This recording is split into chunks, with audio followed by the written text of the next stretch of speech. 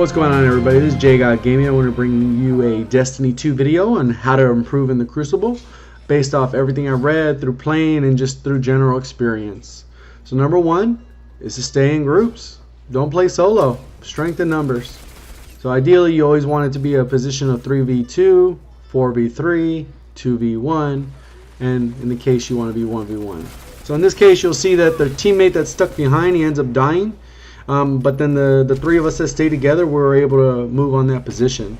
Sometimes you want to come back to a teammate so that they're not alone, because in this case you'll see that he doesn't end up dying. I come up and help clean up some kills, and my other teammates are coming around the other side so we can pinch them. So a lot of times there's different strategies you can use. All the video that I have today is solo gameplay. Ideally you want to play in with your other teammates in your clan, because at the end of the day communication's key if you actually want to win and enjoy your experience. Otherwise you will lose a lot.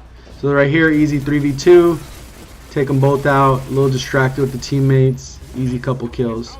So a lot of this has to do with just knowing where your teammates are and repositioning yourself. Right here I jumped in, I knew it was a bad situation, so I jumped back, come to my teammate and help clean up a little kills.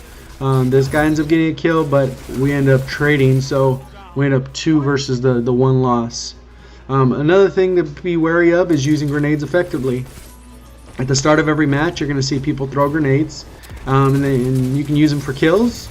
Like you can see here, I get a kill there, and then other times you can use it to block people from actually coming into your space. So right here this guy's chasing me down, I throw it thinking that he won't actually pursue, and he still ends up coming through and ends up dying. So the other thing you can do is, at the start of a match, and I showed an example right there where you can just get a spam right there, because the grenades last a pretty good amount of time. Or when you're in a reloading jam right here, like you see here, I threw this one down, kind of tried to get cover, but it wasn't enough space there, but still was able to get the kill, low health. Supers, it's all really about timing. So you can see here where this is an example of bad timing and even a bad super. This is probably one of the worst supers for this particular mode, unless you're going to stack it with something else. Right here I was able to take out another super. But it all comes down to timing with your supers. If you call them too early, too late, you could waste them, or put yourself in a position to die right away. Right here I was able to come over. I see they're capping B, so I was able to come over and get the kill. The next part is armor. And there's mobility, resistance, and recovery. Depending on what you really want to focus your playstyle on, you can modify those. Mobility is really going to be how fast you walk, so that'll mainly affect strafing as well as jumping. So if you want to try and get to cover while strafing and just make yourself harder target to hit, that's a good way to go. Resistance is how much damage you can take, and then recovery is how fast you're going to become back to full health. So if you have highest recovery, you're going to recover pretty quickly so you can re-engage, and then resistance, maybe you can outlast some good gunfights. So that's kind of how the armor works. When it comes to your weapon choice, it's really going to break down to whether you're going to have a distance management, I call it. So you should have a scout rifle for distance, as far as auto rifle or a submachine gun for the close range or medium range. Primarily auto rifle for that medium range, so you just balance it based off of that.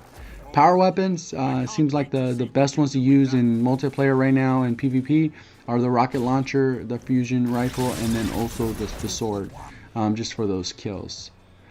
And then when it comes to probably one of the best tips in most games like these and in general is knowing when you're beat and just repositioning yourself to better re-engage. So right here I fall back, I wait for my teammate to come up, looking them, trying to get the kill, and then I'm just covering the flank in case someone tries to jump out, and then by the time I get to almost full health, I was able to re-engage, get that kill, and then I end up dying right there, but that's just a different story right there. And you can see right here, I'm just waiting right here, move forward, I see there's teammates behind me, I'm just trying to reposition, I gotta get out of here. I know I'm in a bad position, so let me get back to my teammates, and then it leads to another easy kill. So a lot of times repositioning, knowing you've been beat, and then it's not a shame to come back to your team and get a couple clean kills. If you like what you saw, enjoyed the video, go ahead and click that like button. If you're new to the channel and would like to get more content from me, go ahead and subscribe. If you have any feedback for me, go ahead and comment in the comment section. I'll respond. Thank you, and as always, have a great day.